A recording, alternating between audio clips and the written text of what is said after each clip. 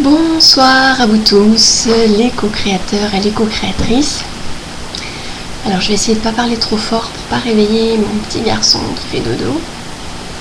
Et puis je vous préviens, je risque d'être perturbée si jamais mon mari rentre du travail, donc ne soyez pas surpris.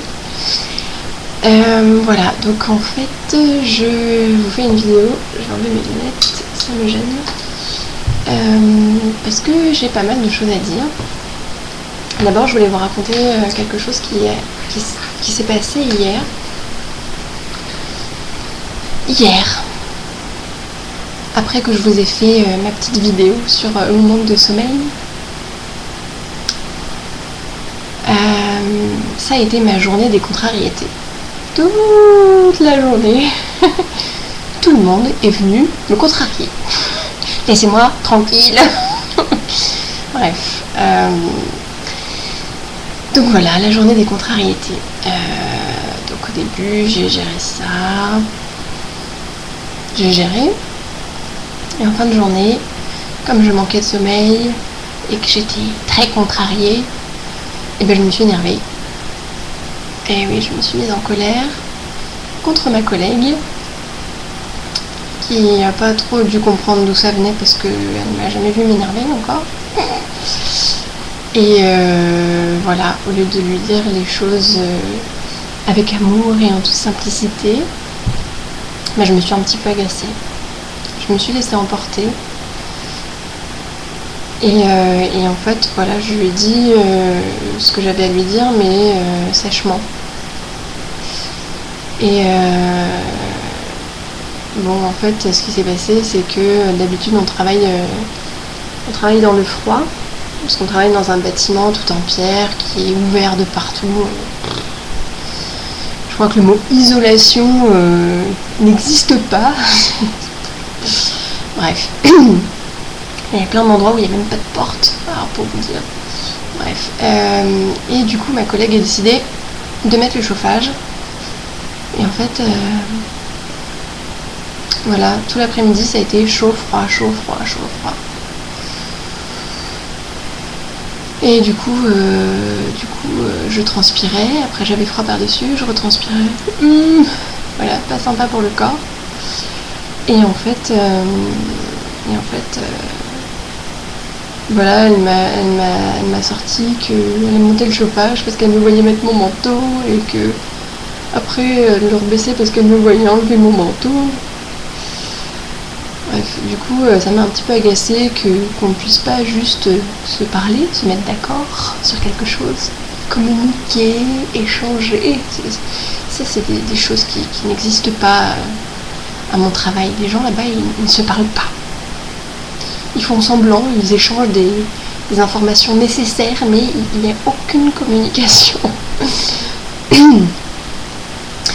Et du coup, je me suis un petit peu agacée en me disant que j'étais une grande fille et que je savais parfaitement que j'avais toute seule et que si j'avais besoin de baisser ou de monter le chauffage, je pouvais le faire à ma convenance.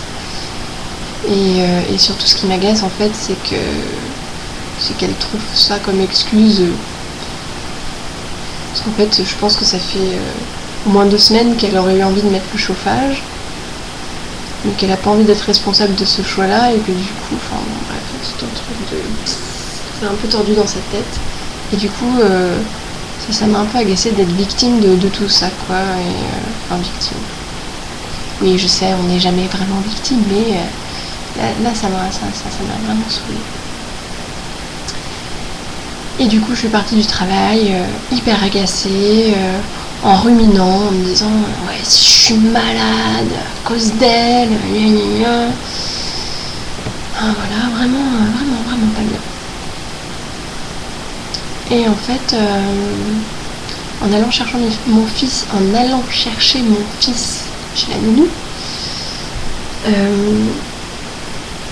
je me suis dit ok, il faut que je change ce qui est en train de se passer. Alors, pour vous remettre un petit peu dans mon contexte, j'ai regardé récemment le film tiré du roman de Dan Millman, Le guerrier pacifique. Si vous n'avez pas lu ce roman, je vous le conseille. Je vous le conseille vraiment. C'est un livre qui m'a que j'ai vraiment beaucoup aimé au tout début de mes recherches dans ma quête spirituelle. Et en fait, je savais pas que le livre existait, donc j'étais très contente. Je savais pas que le film tiré du livre existait, donc j'ai été très contente de le découvrir.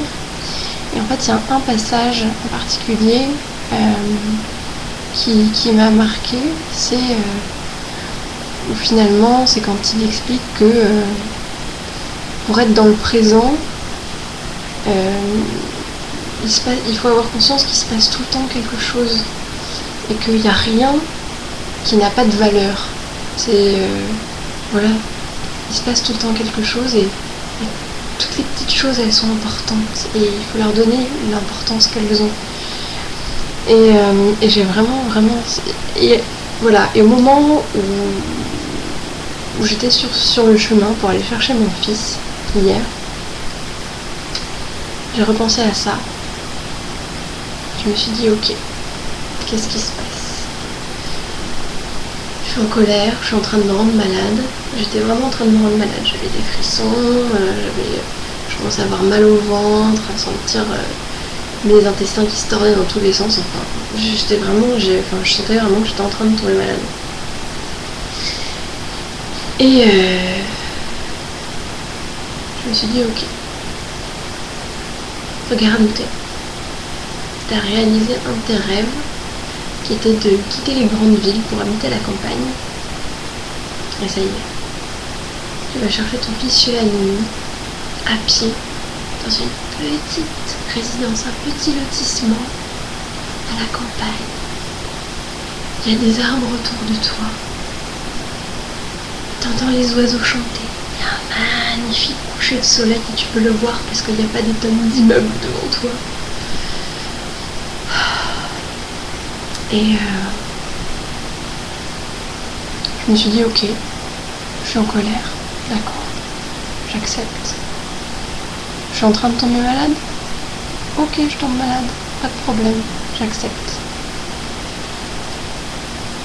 Et j'ai commencé à observer tout ce qui se passait, à me mettre vraiment en position d'observateur, vraiment comme le décrit Eckhart dans Le pouvoir du moment présent, que je vous conseille fortement aussi si vous ne l'avez pas lu. Quoique moi, il m'a fallu m'y reprendre à 3 fois avant de réussir à comprendre et accepter ce qui était écrit dedans. Et j'ai lâché, j'ai tout lâché et j'ai senti vraiment qu'il se passait quelque chose d'intense. Et puis là, j'ai aussi eu une réminiscence de Ho'oponopono. Et alors j'ai envoyé plein d'amour à mon corps et je lui ai dit que j'étais désolée d'avoir laissé cette colère entrer. Et je lui ai dit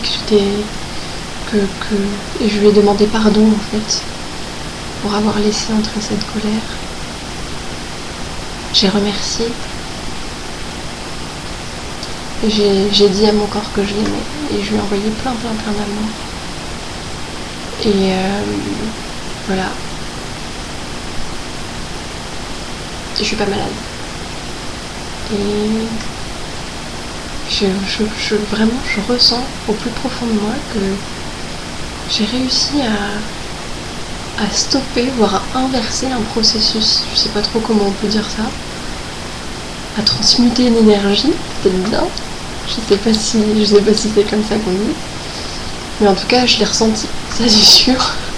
Je sais pas comment ça se dit, je sais comment ça se ressent, c'est génial.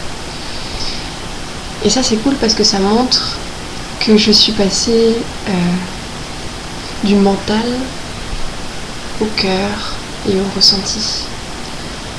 Et ça c'est génial. Le fait finalement d'avoir ressenti quelque chose de super puissant et de ne pas pouvoir mettre des mots dessus. Je trouve toujours pas les mots. Donc c'est vraiment génial, je voulais vous faire partager ça.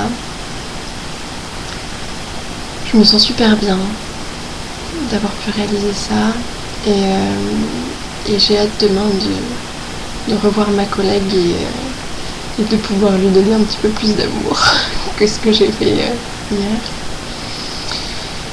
Voilà, donc c'était tout ce que j'avais à dire, mais je pense que je referai une vidéo sur ce thème-là,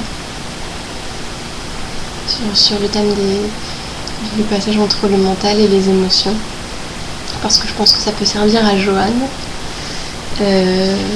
Salut Joanne, j'ai fait ta petite vidéo qui m'a beaucoup fait rire,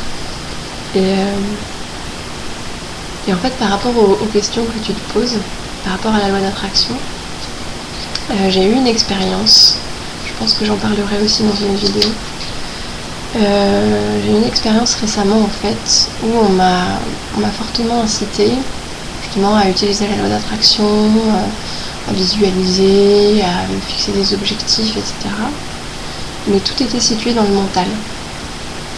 Et en fait, ce qui s'est passé, c'est que je me suis embourbée dans une situation qui ne me convenait pas du tout. Parce que je me suis accrochée à une idée qui était dans mon mental. Et en fait, tout ce que j'essayais d'attirer avec la loi d'attraction, ça correspondait pas du tout à mes rêves, à mes aspirations. Ça correspondait à un désir de mon mental.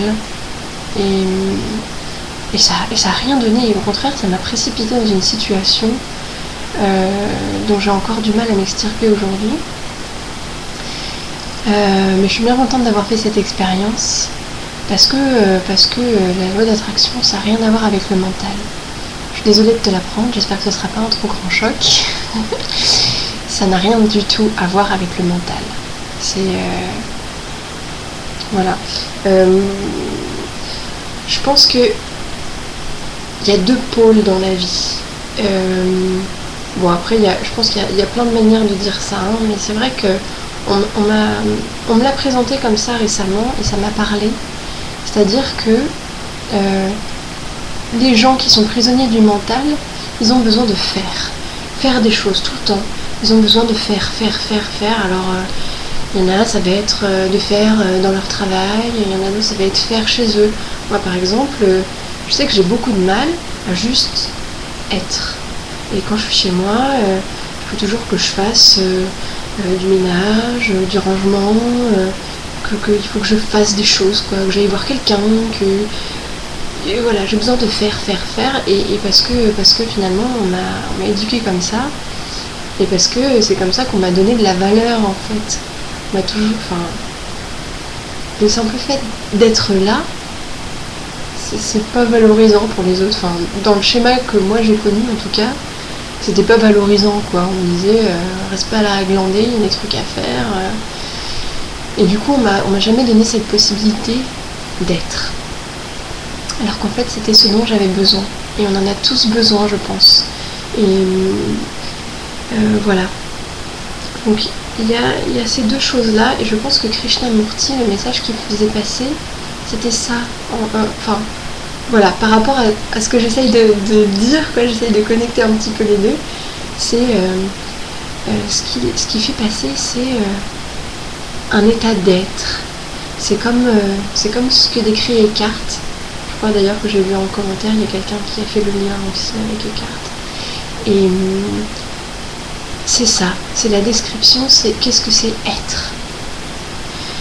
Et la loi d'attraction, ça n'a rien à voir. La loi d'attraction, pour moi, c'est plus une des capacités qu'on a en tant qu'être humain, qui n'a rien à voir avec notre façon d'être. Enfin, oui, en quelque sorte, mais c'est un peu en rapport. Mais il y a être, et puis il y a nos facultés en rapport avec cette façon d'être. Et pour moi, la loi d'attraction, c'est une des facultés qu'on a. Et pour moi, si on veut pouvoir utiliser cette faculté au mieux, justement, il faut être dans l'être, et non pas dans le faire, non pas dans le mental. Donc je sais pas si c'est très compréhensible ce que je dis. Voilà, en tout cas, j'essaierai d'être plus claire une prochaine fois.